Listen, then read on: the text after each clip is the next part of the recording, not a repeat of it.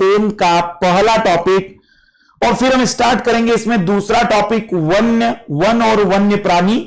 फिर से ecology environment का एक टॉपिक 10वीं क्लास में भी बहुत इंपॉर्टेंट होगा। ये जो पूरी की पूरी एनसीईआरटी है क्लास 10 वाली, जैसे कि मैं बार बार आप लोगों को बता चुका हूं, ये मेंस के नजर से बहुत इंपॉर्टेंट है। तो आज चैप्टर 1 में जो मैं क्वेश्चन आप लोगों को दूंगा उसे प्लीज आप लिखने की कोशिश जरूर करिएगा, क्योंकि अब आपने चैप्टर पढ़ा है और उस चैप्टर को पढ़ने के बाद आपका दिमाग उस सवाल को कैसे पेश करने की आदत या डायरेक्शन देता है, उसके बेसिस पर यह क्लियर हो जाएगा कि आप लोग कितना बेहतर आंसर राइटिंग कर पाते हैं। कई बार ऐसा होता है कि आप पढ़ने में उतने अच्छे ना हो, लेकिन आपके आंसर राइटिंग की शैली इतनी खूबसूरत होती है कि बहुत आसानी से मेंस में नंबर आप उठा सकते हैं। इसलिए मेरा सभी को सजेशन है कि क्लास 10th में जो जो क्वेश्चन मैं दूंगा 120 शब्दों के, 100 शब्दों के, उन्हें जरूर लिखने का प्रयास करिएगा और आप डाटा यूज करिएगा, आप जानकारी यूज करिएगा। जो भी मैंने एनसीईआरटी में आपको पढ़ाया केवल उसी से पहले मुझे पढ़ लिया करिए और उसे सुनने के बाद आप उसमें कैसे आंसर लिखेंगे वो लिख लिया करिए। एक्चुअल में आंसर राइटिंग का मतलब यह नहीं होता है कि देख देख कर आंसर राइटिंग, पहले हमने उस कंटेंट को पूरा पढ़ लिया, फिर उसका जो सवाल था उस सवाल के बेसिस पर आंसर को फॉर्म कर दिया। तो आज हम इसमें खत्म करेंगे पहला टॉपिक। पहले टॉपिक में हमने जाना कि संसाधन किसे कहते हैं, फिर हमने देखा है कि संसाधनों का वर्गीकरण कैसे हुआ, फिर हमने देखा कि मृदा संसाधन जो एक महत्वपूर्ण संसाधन है, इसमें किस प्रकार का संरक्षण करना जरूरी है, संसाधनों का संरक्षण क्यों जरूरी है, फिर मृदा का वर्गीकरण क्या है, और आज हम देखेंगे मृदा के वर्गीकरण के बाद मृदा संरक्षण, और फिर हम आ जाएंगे सवालों पर, और उसके बाद स्टार्ट होगा इकोलॉजी इन्वायरमेंट का एक और टॉपिक जो क्लास 10 की एनसीईआरटी की किताब में है। हम करेंगे कि वन और वन्य जीव संसाधन। ये पूरी की पूरी एनसीईआरटी बड़ी खूबसूरत एनसीईआरटी है मेरे हिसाब से, क्योंकि शायद आप लोग अभी शुरुआत कर रहे हो तो इसकी मैच्योरिटी या इस एनसीईआरटी के महत्व को ना समझे, लेकिन मेरा दावा है कि जिस समय भी आप 2 साल 1.5 साल तक पूरा सिलेबस कवर कर चुके होंगे, आपको सबसे ज्यादा अगर कोई मदद करेगा तो वो क्लास 10 की एनसीईआरटी है। न केवल ज्योग्राफी में बल्कि इकोनॉमिक्स में भी, न केवल इकोनॉमिक्स में बल्कि कई निबंध लेखन में भी, क्योंकि इसमें बहुत सारे वक्तव्य, बहुत सारी ऐसी बातें हैं जो आपके आंसर राइटिंग को बहुत बेहतर कर सकती है। तो आइए शुरुआत करते हैं आज के क्लासेस की। सभी लोगों को गुड आफ्टरनून, सभी लोगों को गुड आफ्टरनून। क्वेश्चन आसानी से सॉल्व हो रहे हैं, बहुत ही बढ़िया विक्रांत। और हां, ये मैं आप लोगों को बता दूं कि अब आप लोग यहां से, मैं आप लोगों को बता दूं कि आप लोग यहां से जीएस के सॉल्व पेपर लेना शुरू कर सकते हैं, और जीएस के सॉल्व पेपर सब्जेक्ट वाइज लेना। जीएस के सॉल्व पेपर सब्जेक्ट वाइज लेना। सब्जेक्ट वाइज का मतलब जैसे ज्योग्राफी के जीएस के सॉल्व पेपर, और केवल मेरी एनसीईआरटी को ईमानदारी से करने के बाद आप सॉल्व करते चलिएगा। मेरा खुद गारंटी है, दावा है कि आप लोगों को सच में फील होगा कि अगर मैंने इस एनसीईआरटी को पूरा कवर करा दिया तो ज्योग्राफी में आपको कभी तकलीफ आएगी ही नहीं। हां, यह सही बात है, कहीं जगह पर ऐसा भी है कि बहुत बोर भी करता है, कई जगह पर ये बहुत इंटरेस्टिंग भी है, लेकिन हम इसे बोर और इंटरेस्ट के बेस पर नहीं पढ़ेंगे, हम इसे अपने सिलेबस को पूरा करने के नजर से पढ़ने वाले हैं। इसलिए अब यहां से आप ज्योग्राफी की शुरुआत कर लीजिए, क्वेश्चनों को सॉल्व करने की। न केवल पीटी बल्कि मेंस के भी क्वेश्चन आप उठा लीजिएगा, और न केवल मैं बात करूंगा यूपीएससी बल्कि एमपीपीएससी, यूपीपीसीएस, राज्य स्तरीय परीक्षाओं के क्वेश्चन भी। और खुद आप कहेंगे कि सर जो आपने पढ़ाया, जो आपने बताया है, उसी में से बहुत सारे क्वेश्चन आप लोगों को एज इट इज मिलेंगे। तो मेरी बस इतनी सी रिक्वेस्ट है कि आप लोग आदत डाल दीजिएगा, अब क्वेश्चनों को सॉल्व करने की। और आप आंसर राइटिंग को कैसे लिखेंगे, तो आप पहले मेरे जो भी डाटा है, जो भी टॉपिक आपका आंसर राइटिंग में है, उसको पहले मेरे लेक्चर से कवर कर लीजिएगा, और फिर आप अपनी मर्जी से 100 शब्दों में, 150 शब्दों में, और आंसर जब भी लिखेंगे या जब भी आप मुझे टेलीग्राम चैनल पर भेजेंगे तो वहां पर जरूर मेंशन करना कि कितने समय में आपने पूरा किया है और कितने शब्दों में आपने आंसर लिखा है। शब्दों का मतलब एक एक गिनना नहीं है, लेकिन फिर भी मुझे बता दीजिएगा कि 150 शब्दों का टारगेट था मेरा, 150 शब्दों का, 100 शब्दों का, 250 शब्दों का, ताकि मुझे एक आइडिया लग जाए कि आप लोग किस तरीके की बातचीत कर रहे हैं। करंट से उसे बनाया, बिल्कुल कोई बात नहीं, कोई बात नहीं है। और बहुत जल्द ही मैपिंग की दूसरी क्लास में लूंगा। मे बी सैटरडे को मैपिंग की क्लास होगी। और आप लोगों के लिए एक और खुशखबरी है कि मंथली करंट अफेयर का पहला क्लास में भी आपको संडे के दिन मिल जाए। मंथली करंट अफेयर में मेरा फोकस होगा पूरे महीने का करंट अफेयर मात्र 2 से 3 क्लासेस में खत्म करना, मतलब 2 से 3 घंटों में पूरा महीना कवर हो जाए। और अगर हमारा यह लक्ष्य पूरा होता है तो 12 महीने का करंट अफेयर 40 से लेकर 45 घंटों की कक्षा में खत्म हो जाएगा। तो जैसे ही मंथली करंट अफेयर की क्लासेस आएगी उसे स्किप मत करिएगा। वो सारे पॉइंट होंगे जो आप लोगों को बहुत करंट अफेयर अगर ज्यादा लग रहा होगा, बहुत बोझिल लग रहा होगा, तो वो क्लासेस आपका पूरा महीना कवर कर देगी। उसके बाद हम एक और चीज आप लोगों के लिए लेकर आएंगे। जैसे ही इंडिया ईयरबुक आएगी तो इंडिया ईयरबुक की समरी को मैं कवर कराऊंगा विथ कुछ एक्स्ट्रा पॉइंट। तो इंडिया ईयरबुक को भी आपको पढ़ने की आवश्यकता नहीं रहेगी। इस साल हम इंडिया ईयरबुक भी आपको कवर कराकर देंगे, तो उसमें आपको कोई टेंशन नहीं लेना है।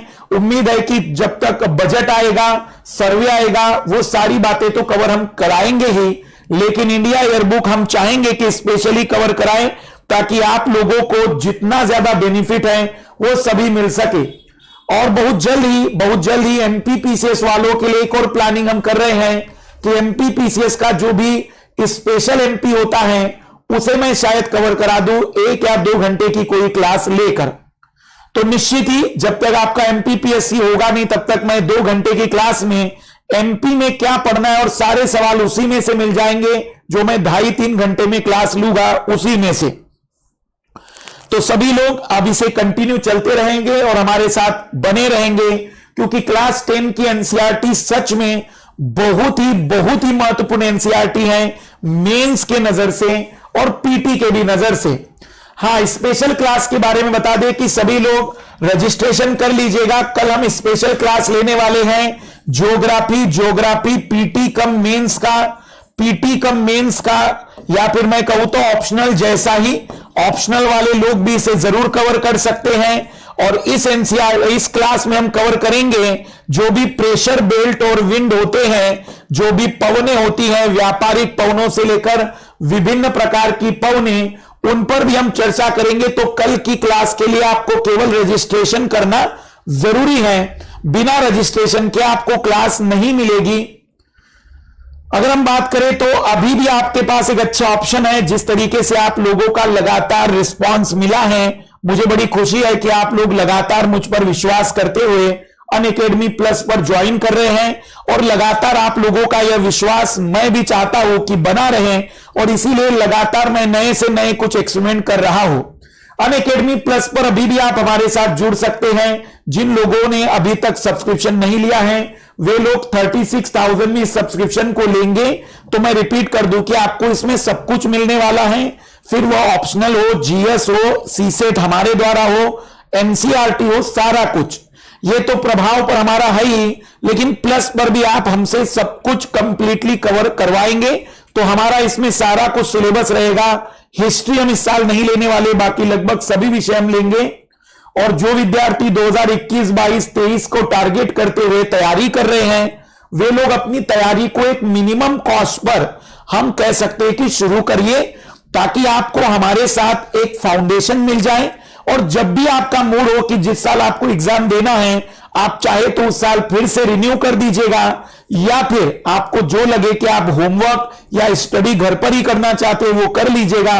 लेकिन अगर आपका आगे का टारगेट है तो एक बेटर विकल्प है आपके पास कि एक मिनिमम कॉस्ट पर आप अपनी तैयारी को बहुत जल्दी शुरू कर सकते हैं। जो भी आप पढ़ रहे हैं तो अपने छोटे भाइयों को जरूर बता दीजिए, या फिर अपने छोटे परिचय के लोगों को बता दीजिए कि वह 12वीं के बाद इंतजार नहीं करे ग्रेजुएशन का, और ग्रेजुएशन के साथ ही तैयारी की शुरुआत करें। आइए शुरुआत कर रहे हैं आज के क्लासेस की। कल मैंने आपको 2 मृदाएं बता दी थी, एक तो जलोढ़ मृदा जिसमें हमने नई और पुरानी मृदा की बात की थी, और दूसरी हमने काली मृदा की बात की थी जिसे हमने रेगर सॉइल भी नाम दिया था। आज हम बात करेंगे लाल और पीली मृदा, और लाल और पीली मृदा को मैंने मैप के द्वारा बताया था कि यह लगभग हम कहेंगे कि जहां जलोढ़ और काली मृदा नहीं मिलती है वहां पर सब जगह पर जनरली लाल और पीली मृदा मिलती है। पूरा का पूरा पूर्वी भाग जो भारत का है वह लाल मृदा से बना है, या उत्तर पूर्वी भाग में भी हम कहेंगे कि असम के निचले हिस्सों में लाल और पीली मृदा मिलती है। क्या खासियत है इस मृदा की? तो लाल और मृदा दक्कन पठार के पूर्वी और दक्षिणी हिस्सों में रवेदार आग्नेय चट्टानों पर कम वर्षा वाले भागों में विकसित होती है। लाल और पीली मृदा मुख्यतः उड़ीसा, छत्तीसगढ़, मध्य गंगा के मैदान के दक्षिणी छोर पर और पश्चिमी घाट में पहाड़ी पद पर, मतलब पहाड़ों के नीचे जो हमारा पश्चिमी घाट है उसमें जो निचला हिस्सा है जो कम ऊंचाई वाला है वहां पर मिलती है। इन मृदाओं का लाल रंग रवेदार आग्नेय और रूपांतरित चट्टानों में लोह धातु के प्रसार के कारण हुआ है। तो इसमें लाल रंग के लिए जिम्मेदार होती है लोह धातु। लोह धातु के कारण यह लाल रंग आता है। और वैसे भी आप लोगों को पता होगा कि मंगल ग्रह की सतह लाल दिखती है लोहे के कारण, हमारे ब्लड लाल रंग का है लोहे के कारण। तो लाल रंग के लिए कई जगह पर आयरन जिम्मेदार होता है, तो वहां पर भी लोह धातु ही जिम्मेदार है क्योंकि वहां आग्नेय और रूपांतरित चट्टानें मिलती है। इनका पीला रंग इनमें जल योजन के कारण होता है, मतलब जब इस मिट्टी में पानी आएगा तब यह पीला रंग हो जाता है, क्योंकि लाल रंग की जो सांद्रता है वो कम होने के कारण यह पीले रंग के जैसी दिखाई देती है। तो जब यह सूखी है तो लाल रंग की, और जब यह गीली हो जाती है, जब इसमें पानी आ जाता है तब यह पीले रंग की दिखाई देती है। तो लाल और पीली मृदा के बारे में याद रखिएगा, उड़ीसा, छत्तीसगढ़, या हम कह सकते हैं कि पूर्वी भाग या उत्तर पूर्वी भारत के भागों में मिलती है। दूसरा, इसमें हमने देखा कि लाल रंग के लिए आयरन जिम्मेदार है, जब इसमें पानी आ जाता है तो यह पीले रंग की दिखाई देती है। इसमें भी उत्पादकता ठीक ठाक होती है। यह बिल्कुल काली मृदा के लगभग समान कैरेक्टर रखती है, लेकिन क्योंकि इसका जो निर्माण हुआ है वो कम वर्षा वाले क्षेत्र में हुआ है तो यहां पर उतनी गहन कृषि नहीं होती है। लेकिन सिंचाई के साधन यदि बढ़ा दिए जाए तो यहां पर भी गहन कृषि की जा सकती है। फिर दूसरी मृदा है लेटेराइट मृदा।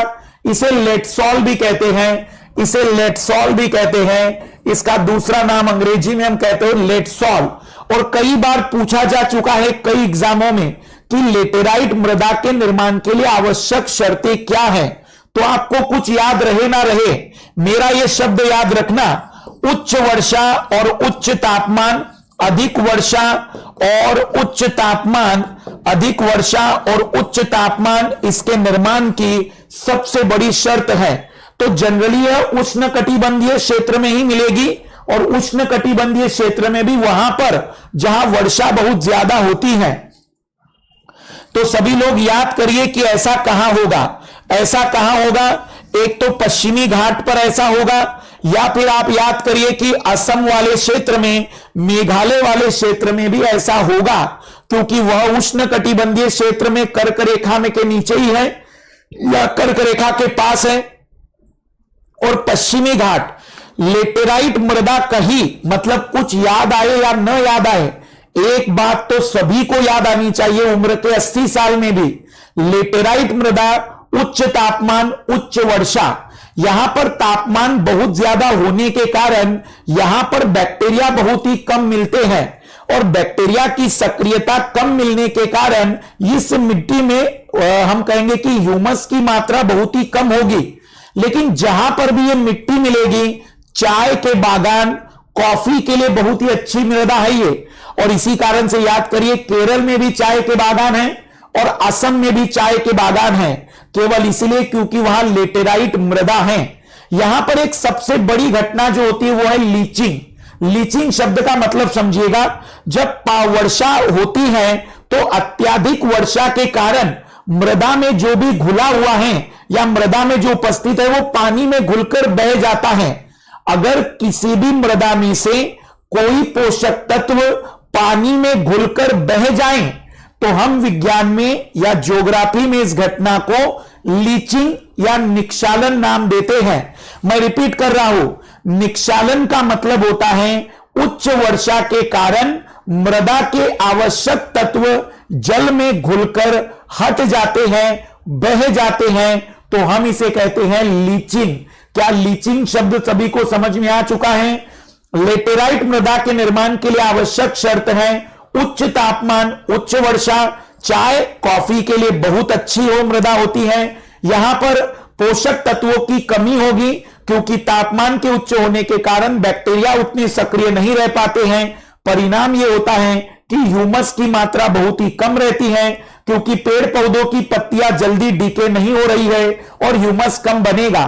साथ ही साथ उच्च वर्षा के कारण इस मृदा में निक्षालन की समस्या होती है और इसी कारण से यदि हम कहें कि यहां पर पोषक तत्व इस मृदा पर डाले जाए, फर्टिलाइजर डाले जाए, तो इसकी उत्पादकता को कई गुना बढ़ाया जा सकता है क्योंकि जलवायु बड़ी अनुकूल है। अधिक वर्षा, उच्च तापमान, मृदा उतनी अनुकूल नहीं है। अगर मृदा उतनी अनुकूल हो जाए तो आप इस क्षेत्र में उत्पादन बहुत ज्यादा प्राप्त कर सकते हैं और रटने वाली कोई बात नहीं है। यह क्षेत्र उष्णकटिबंधीय क्षेत्र में मिलेगा और भारत में ऐसी जगह जहां ताप भी बहुत ज्यादा हो और उच्च वर्षा भी हो, हम उसे नाम देंगे कि अधिक वर्षा, उच्च तापमान। इसका मतलब यह होगा कि लेट सॉल। वैसे एक और सॉल होती है जिसे कहते हैं पॉट सॉल। वैसे एक और सॉइल होती है पॉट सॉल, हो सकता है 11वीं क्लास में डिस्क्रिप्शन मिल जाए, जहां पर उच्च वर्षा हो लेकिन अत्यधिक निम्न तापमान हो। उच्च वर्षा और निम्न तापमान हो तो उसे कहते हैं पॉट सॉल। उसे कहते हैं पॉट सॉल, अंग्रेजी में पॉट सॉल। यह भी बड़ी इंपॉर्टेंट सॉइल होती है और यह मिलती है पर्वतों पर क्योंकि पर्वतों पर तापमान तो बहुत निम्न होता है लेकिन वर्षा काफी ज्यादा मिलती है, खास करके हिमालय के रीजन में। तो लेट सॉल के लिए अधिक वर्षा और उच्च तापमान, पॉट सॉल के लिए अधिक वर्षा, निम्न तापमान। तो लगभग अलग अलग दोनों मृदाएं हैं, दोनों की जलवायु अलग अलग है, लेकिन लेटेराइट मृदा में जो मैंने बातें बताई है उन्हें जरूर याद रखना। आइए एनसीईआरटी के अकॉर्डिंग देखते हैं कि कौन कौन सी बातें हमारे लिए महत्वपूर्ण हैं।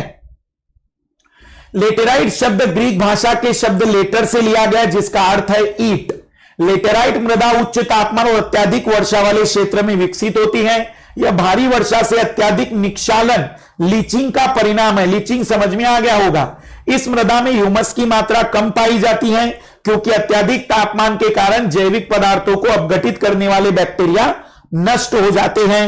ये पूरे के पूरे पॉइंट रट लेना क्योंकि ना केवल खूबसूरत ऑब्जेक्टिव सवाल इसमें बनते हैं बल्कि इसमें बड़ी संख्या में जब वो मेंस में लिखने के लिए कहें तो ये वो सारे पॉइंट है जो लेटेराइट में लिखे जा सकते हैं। यूपीएससी ने 2012 में पूछा था कि लेटेराइट सॉइल के बनने के लिए आवश्यक परिस्थितियां क्या हैं।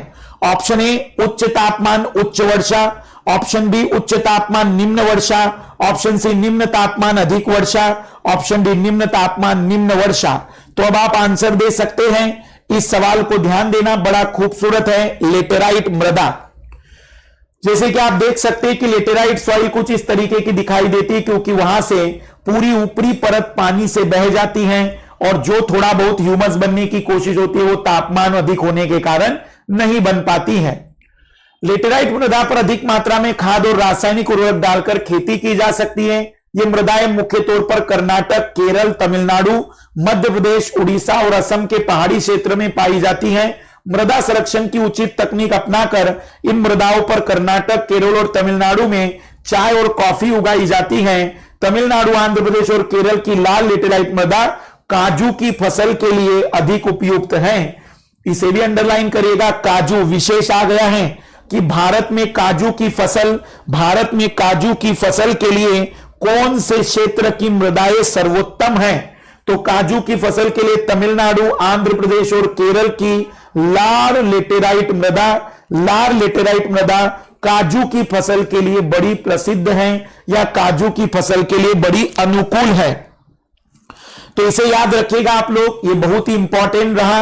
लेटेराइट के बारे में तो एक एक बातें आपको याद रखनी चाहिए क्योंकि ये पूरा का पूरा सवाल बन सकता है। फिर आखिरी मरुस्थलीय मृदा। मरुस्थलीय मृदाओं का रंग लाल और भूरा होता है।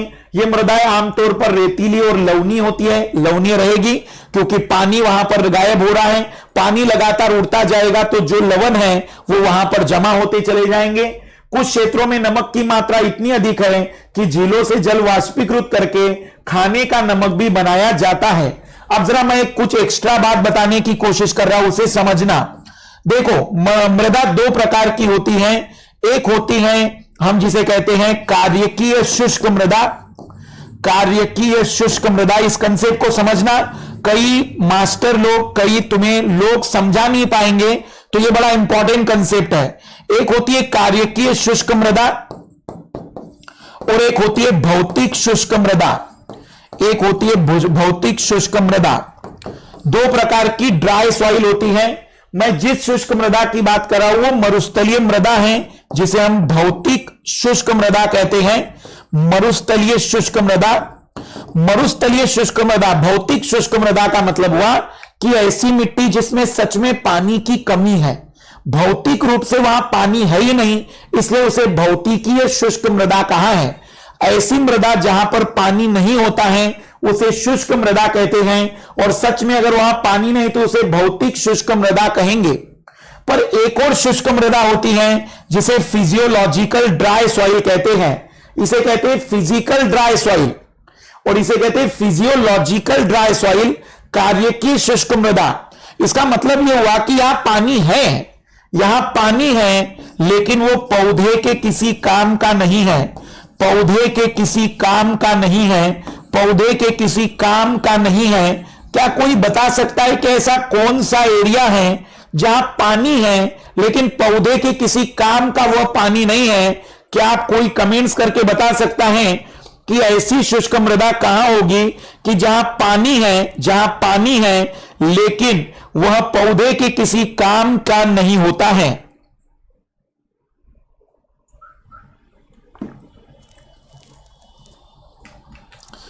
पौधे के किसी काम का नहीं होता है। कोई बता सकता है कि ऐसा कहां होता होगा? कार्यकीय शुष्क मृदा, ऐसा कौन सा जगह है जहां पौधे के किसी काम का पानी नहीं होता? पानी है लेकिन वो पौधे के किसी काम का नहीं है। बहुत ही बढ़िया, बहुत ही बढ़िया दीपू। सेलिनिटी सॉइल, बिल्कुल बढ़िया राजकुमार, बहुत ही बढ़िया।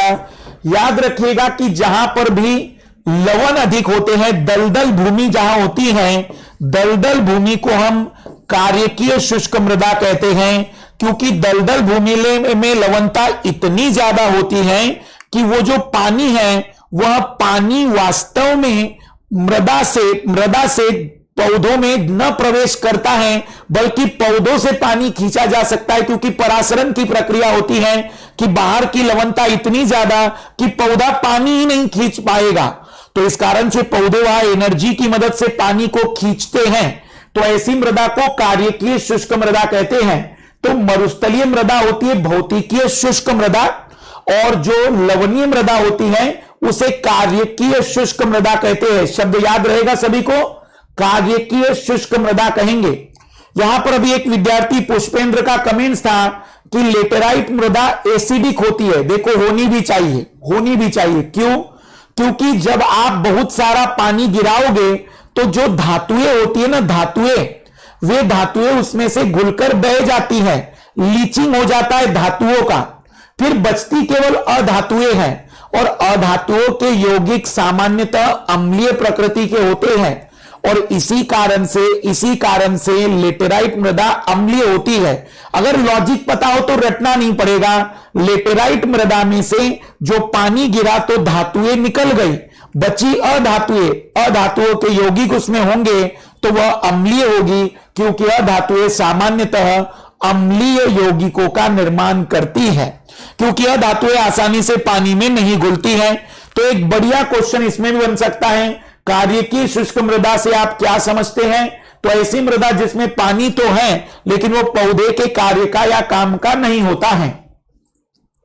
मरुस्थलीय मृदा कुछ इस तरीके की दिखाई देती है, और इसका एरिया डिफाइन होगा शुष्क जलवायु और उच्च तापमान। मतलब मरुस्थलीय मृदा कहां बनती है? शुष्क जलवायु और उच्च तापमान। इसका मतलब अब यहां पर तीन बातें हो गई। यदि उच्च तापमान और उच्च वर्षा हो तो बनेगी लेटेराइट सॉइल, लेटेराइट मृदा। यदि निम्न तापमान और निम्न वर्षा हो या उच्च वर्षा हो, निम्न तापमान और उच्च वर्षा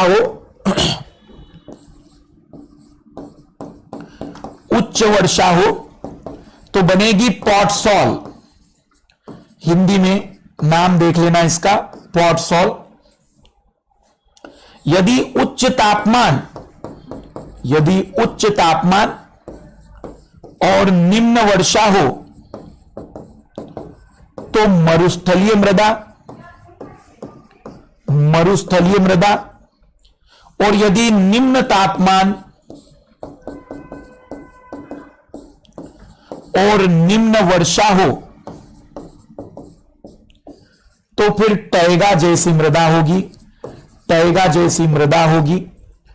तो अब मैंने आप लोगों को यह पूरी तरह से बता दिया। एक खूबसूरत सवाल जोड़ी बनाने का बनाया जा सकता है, एक बढ़िया सवाल एज इट इज जोड़ी बनाने का बनाया जा सकता है कि बहुत सारे लाल लाली इसमें खत्म हो जाएंगे यदि उन्होंने बारीकी से अध्ययन ना किया हो। तो उच्च तापमान उच्च वर्षा लेटेराइट, निम्न तापमान उच्च वर्षा पॉट सॉल, उच्च तापमान निम्न वर्षा मरुस्थलीय मृदा, निम्न तापमान निम्न वर्षा टैगा। हम कह सकते हैं कि टैगा मृदा वहां पर बनेगी। मृदा की सतह के नीचे कैल्शियम की मात्रा बढ़ती चली जाती है और नीचे की परतों में चूने के कंकर मिलते हैं और इसी कारण से रेगिस्तान में चूने की खदानें, कैल्शियम के कार्बोनेट की खदानें, संगमरमर की खदानें मिलती है।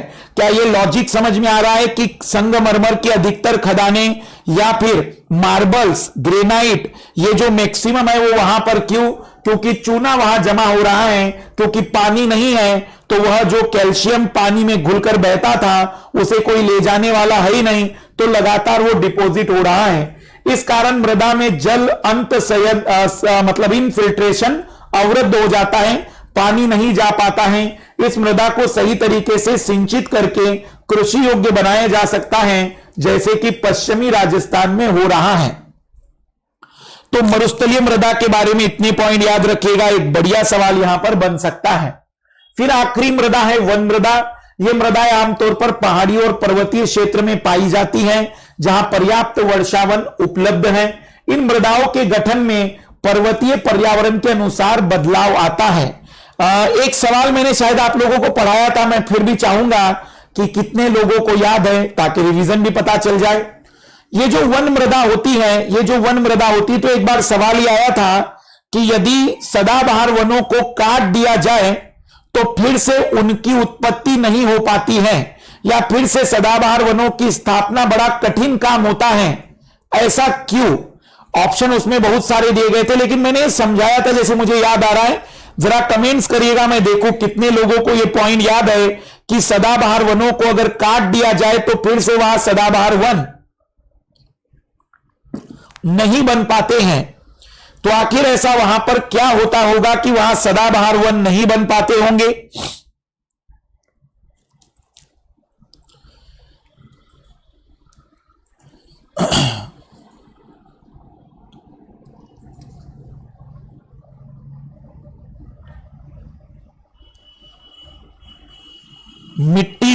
मिट्टी का कटाव, बिल्कुल बिल्कुल दीपू, बहुत ही बढ़िया। मिट्टी का कटाव, क्योंकि ऊपरी जैसे ही सदाबहार वन खत्म हो जाएंगे तो अब पानी का बहाव बढ़ेगा और पानी ऊपरी मिट्टी की परत को खत्म कर देगी, और अगर ऊपरी पानी मिट्टी की परत खत्म हो जाएगी तो अब उसके अंदर उत्पादकता या उर्वरकता बचेगी ही नहीं, तो वहां पर फिर से वनों का स्थापन कर पाना बहुत ही कठिन कार्य हो जाएगा। बहुत ही बढ़िया, बहुत ही बढ़िया। नदी घाटियों में मृदा दोमट और सिल्टदार होती है, परंतु ऊपरी ढालों पर इनका गठन मोटे कणों का होता है। दोमट मतलब बारीक कणों वाली। हिमालय के हिमाच्छादित क्षेत्रों में इन मृदाओं का बहुत अपरदन होता है और यह एसिडिक तथा ह्यूमस रहित होती हैं। नदी घाटियों के निचले क्षेत्रों में विशेषकर नदी सोपानों और जलोढ़ पंखों आदि में मृदाएं उपजाऊ होती हैं। तो इस मृदा के बारे में संक्षिप्त में बस इतना याद रखिएगा, पर्वतों के ढलानों पर मिलती है, यहां पर अपर्दन होता है क्योंकि पानी बहुत तेजी से बहकर आएगा, और इन नदी सोपानों में यह जलोढ़ पंखों के रूप में, मतलब जलोढ़ के रूप में ही हम जलोढ़ मृदा के रूप में इसे प्राप्त करते हैं। अब एक अंतिम टॉपिक है मृदा अपर्दन और मृदा संरक्षण। अपर्दन का मतलब होता है मृदा कटाव, फिर वो पानी के माध्यम से, बर्फ के माध्यम से, हवा के माध्यम से हो सकता है, और उस कटाव का संरक्षण या उस कटाव को बचाव करना संरक्षण है। और ऐसा हमें क्यों करना चाहिए? क्योंकि मृदा के 1 सेंटीमीटर की मोटाई को बनाने के लिए लाखों वर्ष लग गए हैं। इतना महंगा संसाधन, इतना कीमती संसाधन यदि एक झटके में बह जाए तो हमने बहुत ज्यादा नुकसान कर दिया, मतलब ऐसा माना जाइए। मतलब मेरे हिसाब से मृदा की कीमत बहुत सारे धातुओं की कीमतों से भी कई लाख गुना है, क्योंकि धातुओं पर आप किसी भी पौधे का निर्माण नहीं कर सकते हैं। यह खासियत केवल मृदा की है। कल्पना करिए कि जिस तरीके से हम लोगों ने उत्पादकता वाली मृदा के ऊपर इमारतें बना दी हैं, भविष्य में देखना, मैं अभी से बता दूं कि हमें उन मृदाओं की आवश्यकताएं पड़ेगी, और हो सकता है कि भविष्य में हम सड़कों को खोदकर उन इमारतों को तोड़कर उपजाऊ मृदा को प्राप्त करेंगे, क्योंकि मृदा का निर्माण कर पाना मानव के बस में नहीं है। इस कारण से यह लाखों करोड़ों वर्ष की प्रक्रिया है। मृदा के कटाव और उसके बहाव की प्रक्रिया को मृदा अपर्दन कहा जाता है। मृदा के बनने और अपर्दन की क्रिया आमतौर पर साथ साथ चलती है और दोनों में संतुलन होना चाहिए, परंतु मानवीय क्रियाएं जैसे वनोन्मूलन, अति पशुचारण, निर्माण और खनन इत्यादि से कई बार यह संतुलन भंग हो जाता है। प्राकृतिक तत्व जैसे पवन, हिम नदी और जल मृदा अपर्दन करते हैं। जैसे कि आप देख सकते हैं कि यहां पर नदी ने इस मृदा का कटाव कर दिया है, यहां पर से भी मृदा काट दी गई है, तो ये बड़ी उपजाऊ मृदा थी जो नदी लेकर चली जा रही है। जरूरत है तो यहां पर दीवार बना दी जाए, यहां पर पेड़ पौधे उगाए जाएं ताकि वह जड़ें उस मृदा को पकड़ कर रखें। घास की जगह बड़े बड़े पौधे होते तो शायद मृदा और भी सुरक्षित रहती। बहता जल मृतिका युक्त मृदाओं को काटते हुए गहरी वाहिकाएं बनाता है, जिन्हें अवनलिका कहते हैं। बहुत बार यह शब्द आता है अवनलिका, गली। अवनलिका को हिंदी में कहते हैं गली। गली जैसे हमारी गलियां नहीं होती है, तो अवनलिका, अवनलिका का मतलब होता है, आप लोगों ने कभी गांवों के अंदर ऐसा देखा होगा, मैं एक चित्र दिखा रहा हूं, शायद आप लोगों ने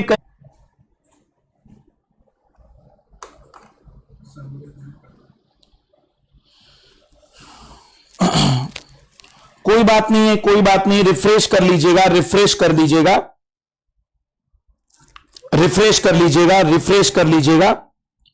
तो अवनलिका, अवनलिका जब भी जीवन में नाम याद आए तो अब ये चित्र दिमाग में रखिएगा। अवनलिका का संबंध कुछ इस प्रकार की बातों से है। अवनलिका का संबंध कुछ इस प्रकार की बातों से है। तो अवनलिका गली इरोजन, ऐसी भूमि जोतने योग्य नहीं रहती और इसमें उत्खात भूमि कहते हैं। बेडलैंड, बड़ा गंदा नाम दिया है, उत्खात भूमि, उत्खात भूमि कहेंगे, बेडलैंड कहेंगे। चंबल बेसिन में ऐसी भूमि को खंड भूमि कहा जाता है। चंबल में इसी प्रकार का इरोजन, चंबल में डाकू क्यों रहते थे?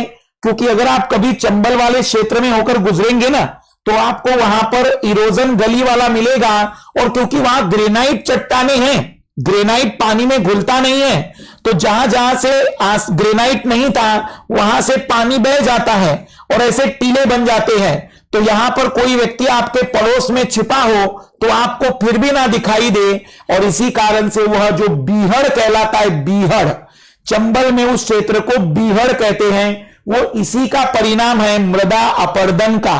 बीहड़ बन जाता है और बीहड़ बनने के कारण उबड़ खाबड़ जमीन हो जाती है, इसे खड्ड, रेवाइन नाम दिया गया है। कई बार जल विस्तृत क्षेत्र को ढके हुए ढाल के साथ नीचे की ओर बहता है। इस स्थिति में क्षेत्र की ऊपरी मृदा घुलकर जल के साथ बह जाती है और इसे चादर, शीट इरोजन, शीट इरोजन का मतलब हुआ कि पूरी मोटी की मोटी कोई परत जो मृदा की थी वो पूरी बह गई। अगर नली में से किसी रास्ते में से मृदा बहकर चली गई है तो इसे हम कहेंगे कि वो क्या कहलाएगा? अवनलिका अपर्दन, लेकिन पूरी की पूरी प्लेट ही मृदा की पूरी ऊपरी परत ही चली जाए तो हम इसे कहेंगे शीट इरोजन, हम इसे कहेंगे शीट इरोजन, चादर अपर्दन, शीट इरोजन नाम दिया जाता है।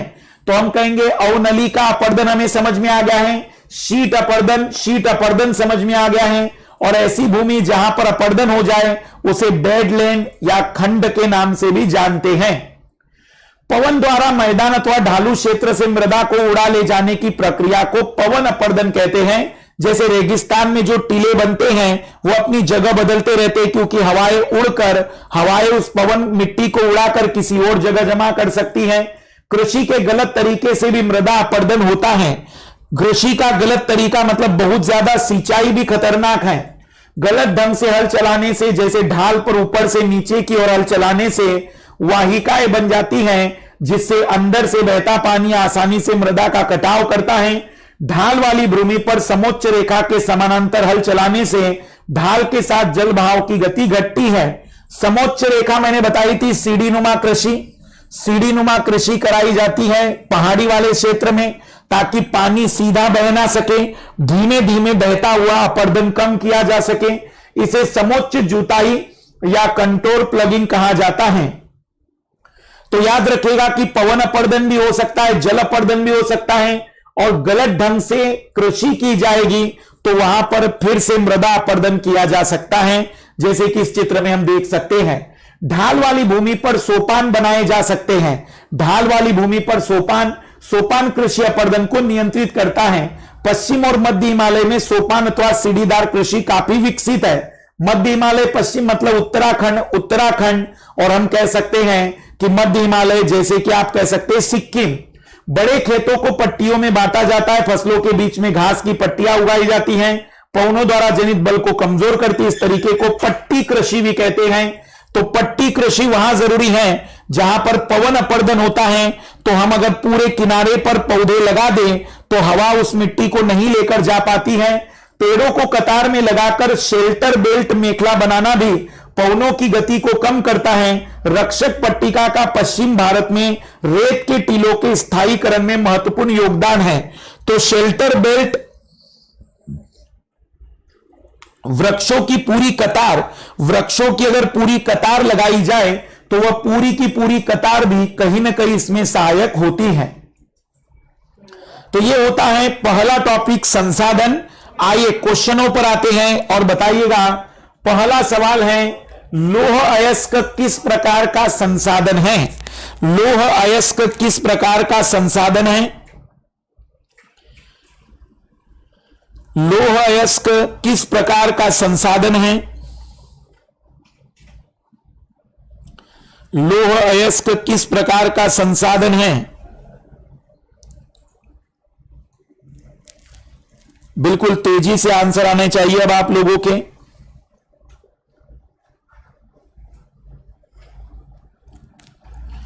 लौह अयस्क किस प्रकार का संसाधन है? तो याद करिएगा, मैंने आपको बताया था नवीकरणीय योग्य संसाधन तो वो नहीं है, चक्रीय है। लौह अयस्क हम कहेंगे कि अनवीकरणीय योग्य में चक्रीय संसाधन है जिसकी पुनर्प्राप्ति हो सकती है। फिर ज्वारीय ऊर्जा निम्नलिखित में से किस प्रकार का संसाधन है? ज्वारीय ऊर्जा निम्नलिखित में से किस प्रकार का संसाधन है?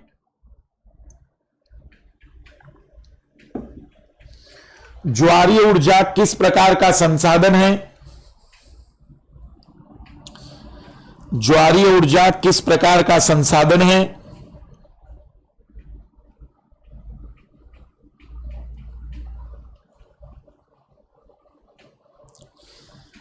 बढ़िया बढ़िया, पहला आंसर है चंद्रदेव यादव का।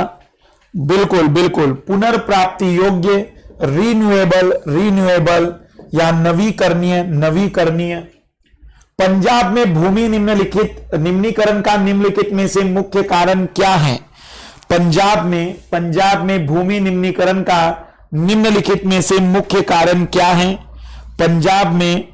पंजाब में भूमि निम्नीकरण का मुख्य कारण क्या है? बढ़िया बढ़िया,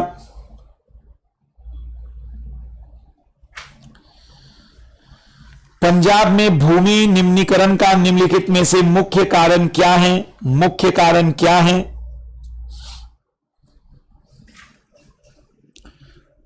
मुख्य रीजन पंजाब में, तीसरे का आंसर आया है, बढ़िया बढ़िया, गहन खेती नहीं, गहन खेती नहीं, अधिक सिंचाई, अधिक सिंचाई। गहन खेती कभी भी याद रखना भूमि निम्नीकरण का कारण नहीं बनेगा। गहन खेती का मतलब हुआ कि एक वर्ष में 2 या 3 फसलों को प्राप्त करना, पर अधिक सिंचाई का मतलब हुआ कि बहुत ज्यादा पानी, वहां पर उसके पोषक तत्व जो पानी में घुलनशील है उनको बहा कर ले जा सकता है। निम्नलिखित में से किस प्रांत में सीढ़ीदार खेती की जाती है? सोपानी खेती की जाती है, सीढ़ीदार खेती की जाती है, सीढ़ीदार खेती की जाती है।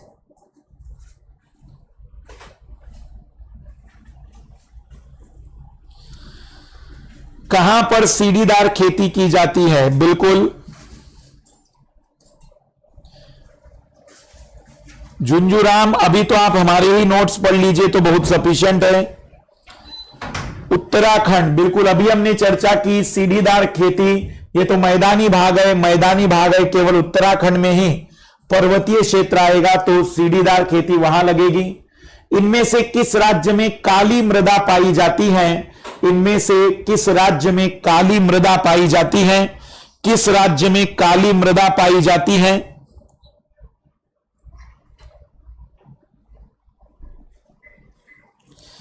किस राज्य में काली मृदा पाई जाती है?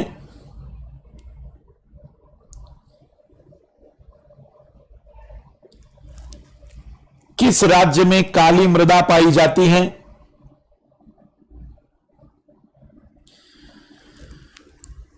बहुत ही सिंपल आंसर आना चाहिए इसमें, बहुत ही इजी आंसर आना चाहिए इसमें, क्योंकि जम्मू कश्मीर में तो पर्वतीय मृदा है, राजस्थान में मरुस्थलीय मृदा है, झारखंड की अगर हम बात करें तो मैदान जलोढ़ी मृदा है, केवल बचा गुजरात ही है जो दक्कन के क्षेत्र में आएगा, इसलिए वहां पर काली मृदा, जिसे रेगर मृदा भी कहते हैं, कपास के लिए अच्छी होती है। फिर ये 30-30 शब्दों में अब आप लिखना स्टार्ट करिएगा। 3 राज्यों के नाम बताइए जहां काली मृदा पाई जाती है और इस पर मुख्य रूप से कौन सी फसल उगाई जाती है? तो मध्य प्रदेश, महाराष्ट्र, गुजरात, यहां पर जो फसलें उगाई जाती हैं कपास, गन्ना, गेहूं, मक्का। पूर्वी तट के नदी डेल्टाओं पर किस प्रकार की मृदा पाई जाती है? तो जलोढ़ मृदा मिलती है। और इस प्रकार की मृदा की 3 मुख्य विशेषताएं क्या हैं? अत्यधिक उपजाऊ होती है, इस कारण से यहां पर गहन कृषि हो सकती है। दूसरा, इस मृदा में पानी, या हम कहेंगे कि चिपचिपापन काली मृदा जैसा नहीं होता है, इसके धारण करने की क्षमता अच्छी होती है। चावल की कृषि के लिए बहुत ही उपयुक्त होती है, चावल की कृषि के लिए बहुत ही बेहतर होती है। फिर पहाड़ी क्षेत्रों में मृदा अपरदन की रोकथाम के लिए क्या कदम उठाने चाहिए? तो सोपान, सीढ़ीनुमा कृषि, या फिर हम कह सकते हैं कि जहां पर भी उतरती या ढलानों वाली है वहां पर जब भी कृषि कार्य किए जाए तो ढलान से विपरीत दिशा में कृषि कार्य किए जाए। जैव और अजैव संसाधन क्या है? मानव, मछली या फिर किसी जीव से जो चीजें मिलती है। अजैव का मतलब जैसे कि धातुएं, खनिज, उदाहरण दे दिए।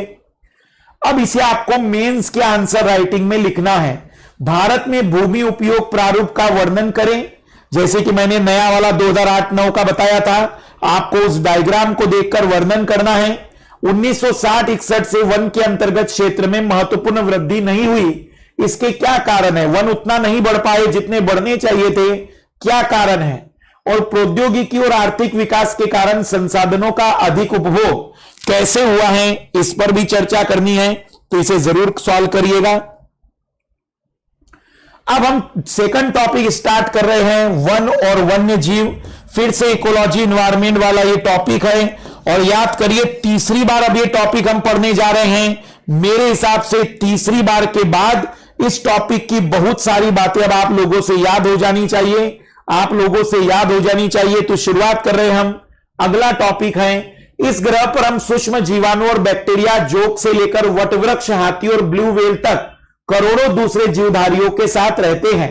यह पूरा आवासीय स्थल जिस पर हम रहते हैं अत्यधिक जैव विविधताओं से भरा हुआ है, मतलब बहुत सारे प्रकार के जीव हैं। मानव और दूसरे जीवधारी एक जटिल पारिस्थितिकी तंत्र का निर्माण करते हैं जिसका हम मात्र एक हिस्सा है। अपने अस्तित्व के लिए इसके विभिन्न तत्वों पर निर्भर करते हैं। एक शुरुआत है चैप्टर की। उदाहरण था वायु जिसमें हम सांस लेते हैं, जल जिसे हम पीते हैं और मृदा जो अनाज पैदा करती है जिसके बिना हम जीवित नहीं रह सकते हैं। पौधे, पशु और सूक्ष्म जीव इनका पुनर्सृजन करते हैं। वन पारिस्थितिकी तंत्र में महत्वपूर्ण भूमिका निभाते हैं क्योंकि ये प्राथमिक उत्पादक है जिन पर दूसरे सभी जीव निर्भर करते हैं। वन्य जीव और कृषि फसल उपजातियों में अत्यधिक जैव विविधता पाई जाती है। मतलब बहुत सारे जीव के भी बहुत सारे उपजीव हैं। जैसे मानव के अंदर बहुत सारे प्रकार के मानव हैं, वैसे तितलियों के अंदर बहुत सारी प्रकार की तितलियां हैं, घास के अंदर बहुत सारी प्रकार की घास है।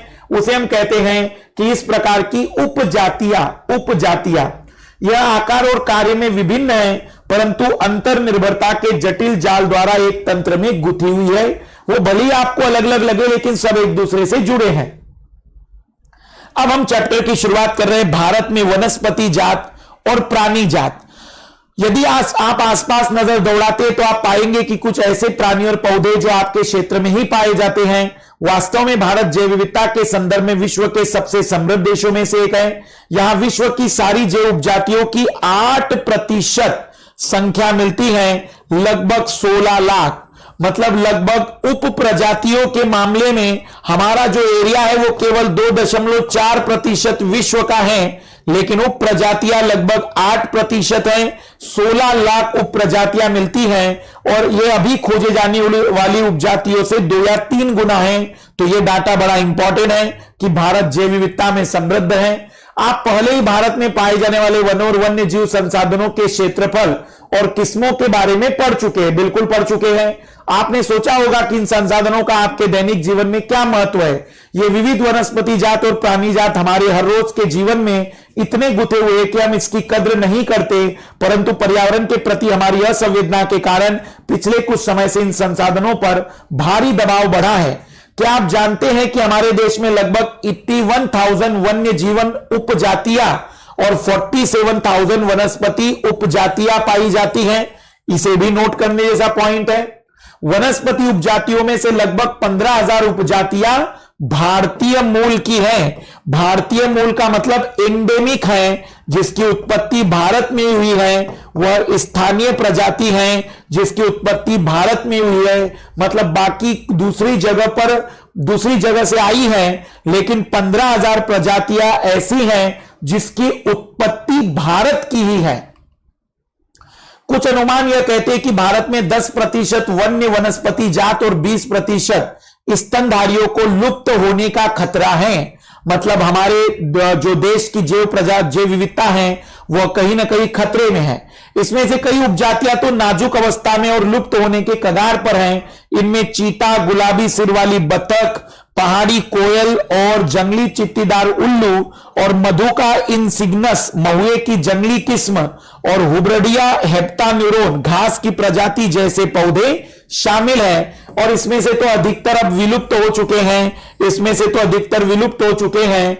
चीता तो भारत में 1952 में ही विलुप्त हो चुका था।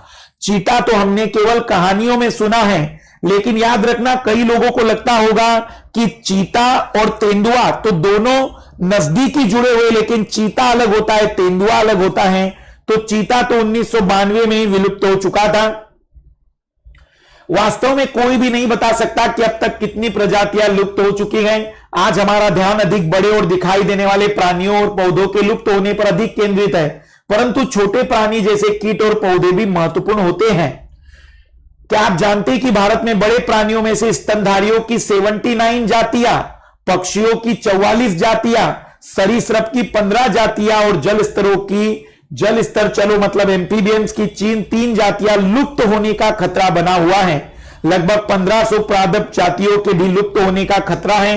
फूलदार वनस्पति और रीढ़धार प्राणियों के लुप्त होने की दर लुप्त होने की प्राकृतिक दर से 50 से 100 गुना ज्यादा हो गई है। निश्चित ही जीव प्राकृतिक रूप से लुप्त होते हैं, लेकिन पिछले कुछ वर्षों में इन जीवों के लुप्त होने की दर में बड़ी वृद्धि हुई है। पूरा का पूरा पैराग्राफ यह जानकारी दे रहा है। भारत में जिस पैमाने पर वन कटाई हो रही है वह विचलित कर देने वाली बात है। देश में वन आवरण के अंतर्गत अनुमानित 78.92 मिलियन हेक्टेयर क्षेत्रफल है। यह देश के कुल भौगोलिक क्षेत्रफल का 24.01% है। सघन वन 12.24%, खुला वन 1.99% और मैंग्रोव 0.14%। ये पॉइंट सभी लोग नोट करेंगे। सघन वन किसे कहेंगे? ऐसे वन जहां पर आप अगर ऊपर से देखेंगे तो 60% से ज्यादा क्षेत्रफल आपको केवल और केवल पेड़ पौधों का मिलेगा।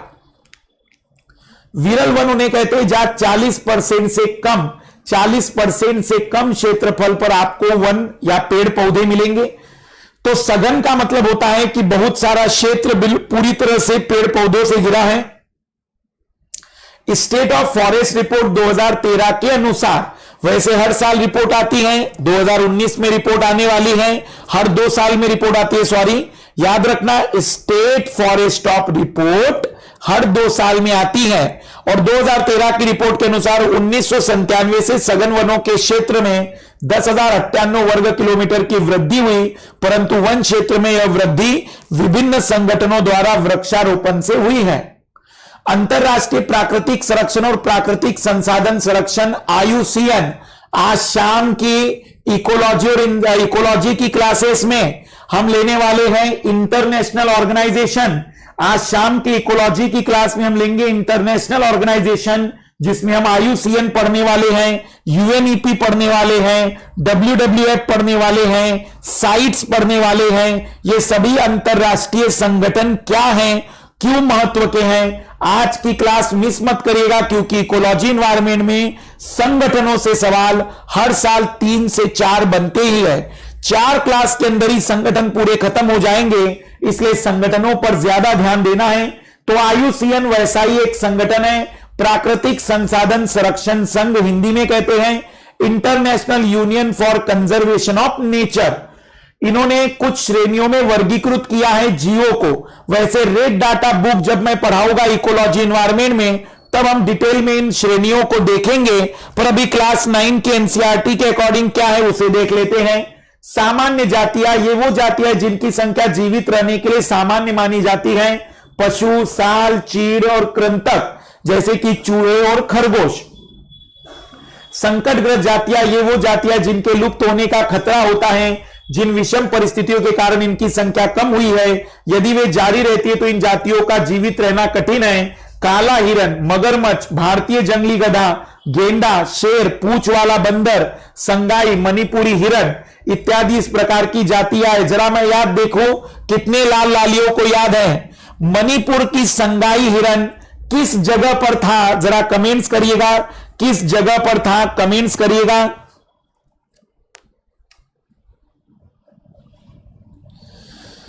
बिल्कुल पुष्पेंद्र, कोई बात नहीं है, कोई बात नहीं है। हां अमन, हो सकता है किताब में डाटा अलग हो, क्योंकि मैंने इसे अपडेट करने की कोशिश की है, अपडेट करने की कोशिश की है, तो घबराना नहीं। 17 वाली रिपोर्ट आ चुकी है, अब 19 वाली रिपोर्ट आएगी। चीता और बाघ अलग अलग होता है नेहा, चीता अलग होता है, बाघ अलग होता है, शेर अलग होता है। चीता जो होता है उसकी निगाहों से आप उसे पहचान सकते हैं कि धारी नुमा संरचना होती है। बाघ जो होता है उस पर लाइनें होती हैं, और जो शेर होता है उसमें अयाल होती है। उसके चेहरे के चारों तरफ बालों का एक घेरा होता है, और एशियाई शेर आप देख सकते हैं। वैसे वो केवल शेर में होता है, शेरनी में नहीं। और बाघ तो आप पट्टेनुमा संरचना कह सकते हैं। चीते पर धब्बे नुमा संरचना होती है, और चीते का संख्या इसी धब्बे नुमा पैटर्न के बेस पर किया जाता था। केबुल लामजाओ, बहुत ही बढ़िया, बहुत ही खूबसूरत, बहुत ही बढ़िया। केबुल लामजाओ बहुत सारे लोगों को अब याद हो गया, ये बड़ी खुशी की बात है कि आप लोगों को अब ये याद हो चुका है।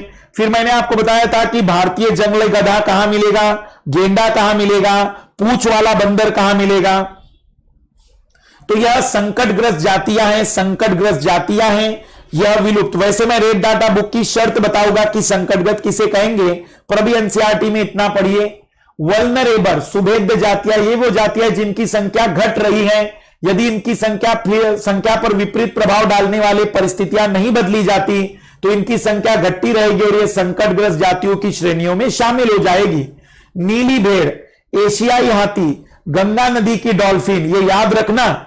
उसका रीजन है क्योंकि इसी से सवाल उठाए यूपीएससी ने। दुर्लभ जातियां, इन जातियों की संख्या बहुत कम या सुभेद्य है, यदि इनको प्रभावित करने वाली विषम परिस्थितियां नहीं परिवर्तित हुई तो ये संकट जातियों की श्रेणियों में आ सकती है। देखना, दुर्लभ और सुभेद्य में क्या अंतर है। सुभेद्य का मतलब है जिनकी जनसंख्या तेजी से घट रही है, और दुर्लभ का मतलब है रेयर, जो केवल कुछ सीमित स्थानों पर मिलती है। जैसे कि भारत में हम कहेंगे कि कच्छ के रण में जो जंगली गधा मिलता है, तो दुर्लभ का मतलब हुआ जो केवल कुछ निश्चित क्षेत्र तक सीमित होती है, उसे दुर्लभ कहेंगे। और जिनकी संख्या कम हो रही है उसे सुभेद्य कहेंगे। जिनकी संख्या बहुत कम हो गई है उन्हें संकटग्रस्त कहेंगे। जो खत्म हो गए हैं उन्हें विलुप्त कहेंगे। तो जिनकी संख्या तेजी से घट रही है वह सुभेद्य, जिनकी संख्या बहुत कम बच चुकी है वह संकटग्रस्त, जो विलुप्त हो चुकी है वह विलुप्त, और दुर्लभ जो किसी एक निश्चित क्षेत्र तक ही मिलती है। स्थानिक जातियां प्राकृतिक या भौगोलिक सीमाओं से अलग विशेष क्षेत्र में पाई जाने वाली जातियां, जैसे अंडमानी टील, निकोबारी कबूतर, अंडमानी जंगली सुअर, अरुणाचल के मिथुन, इन जातियों के उदाहरण हैं। जो हम कहेंगे कि वही की लोकल है, वहीं पर उनकी उत्पत्ति हुई थी, अब वो कहीं और भी नहीं मिलती है तो फिर स्थानिक हो गई पूर्ण रूप से। लुप्त जातियां, ये वो जातियां जिनके रहने के आवासों में खोज करने पर अनुपस्थित पाई गई। ये उपजातियां स्थानिक क्षेत्र, प्रदेश, देश, महाद्वीप या पूरी पृथ्वी से ही लुप्त हो गई हो सकती है।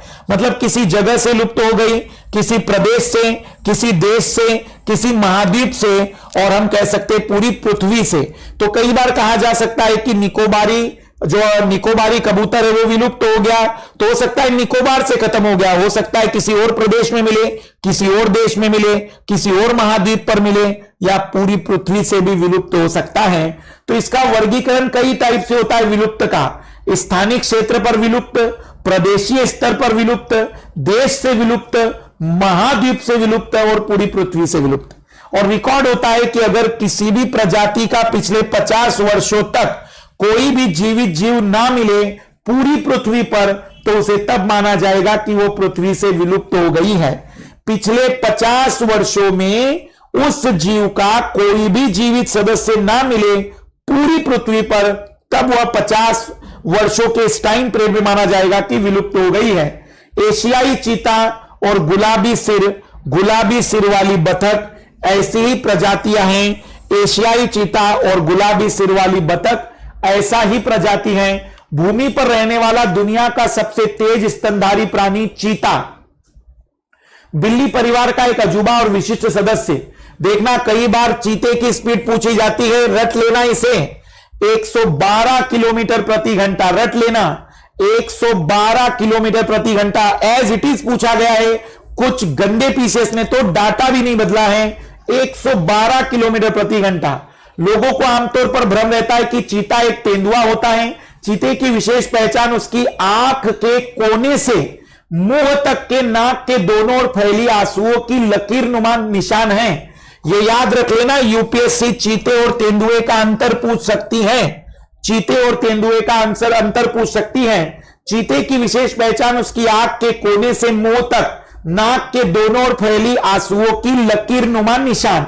20वीं शताब्दी से पहले चीता अफ्रीका और एशिया में दूर दूर तक फैले हुए थे, परंतु इसके आवासीय क्षेत्र और शिकार की उपलब्धता कम होने से लगभग लुप्त हो चुके हैं। भारत में तो यह जाति बहुत पहले ही 1952 में ही विलुप्त घोषित कर दी गई थी।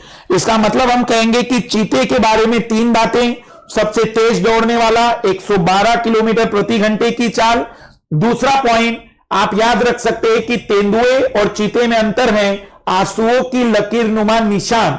आंसुओं का लकीर नुमा निशान जो चीते में मिलता है, और यह 1952 में ही भारत से विलुप्त घोषित कर दिया गया है। यह चीते के बारे में विशेष जानकारी थी, पर अभी हम इसमें बहुत सारी चीजें पढ़ेंगे। इसको रिवाइज करिएगा क्योंकि यह टॉपिक फिर से याद आ रहा है, और इसलिए ताकि इतनी बार यह गुजर जाए कि जो हमारा सबसे कमजोर कड़ी था यह हमारा सबसे स्ट्रांग हो जाए, कि हम कहीं पर भी वन्य जीवों के आंसर देने की क्षमता विकसित कर सके।